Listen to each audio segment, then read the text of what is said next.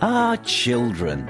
Such delightful additions to our everyday lives. They're cute and sweet and learning everything for the first time. And then your kid goes and says something like, "Goodbye, Dad," said my 2-year-old son. "No, we say good night." "I know, but this time it's goodbye." "Daddy, can you cut off someone's tongue without killing them?" A mother asked her daughter what she was thinking about, and she replied, "I'm imagining the waves of blood rushing over me." I caught my daughter saying, "Die, die, die, die." So I ask, "What's that you're saying?" And she turns to face me and just whispers, "Die." "So I shouldn't throw him in the fire," said my 3-year-old daughter while holding her baby brother for the first time. "Daddy, remember that time we died?" I wake to find my 3-year-old standing by my bed staring at me with a huge grin on his face. "What are you doing?" I finally say. "Nothing," he says, still grinning. At this point I realise he's got his hands behind his back. "Are you holding something?" "No."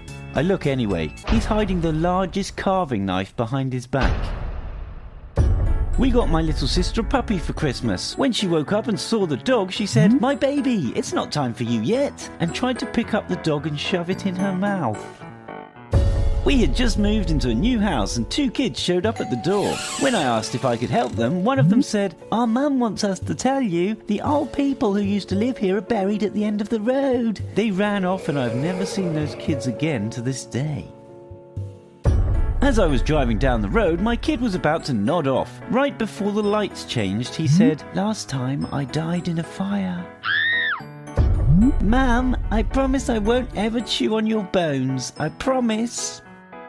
My 4-year-old son asked my pregnant sister if there was a baby in her belly. She said yes. With a completely straight face, he slid from his chair and headed for the kitchen, saying, "We need to get it out. I'll go get the knife." My daughter saw me getting dry skin off my shoulder after bad sunburn and asked if she could keep my skin flakes and put them in a jar so when I die she can make a mummy mask to remember me always. My 3-year-old daughter stood next to her new baby brother and looked at him for a while, then turned to me and said, "Daddy, it's a monster. We should bury it." At my great-uncle's funeral, my daughter asked when he was going to turn into a zombie. I was sound asleep, and around 6 a.m. I was awoken by my 4-year-old daughter's face inches from mine. She looked right into my eyes and whispered, "I want to peel all your skin off."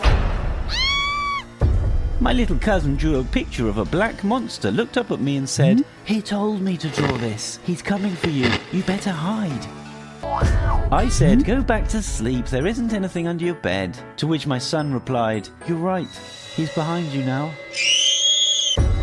"Daddy, I love you so much that I want to cut off your head and carry it around so I can see your face whenever I want."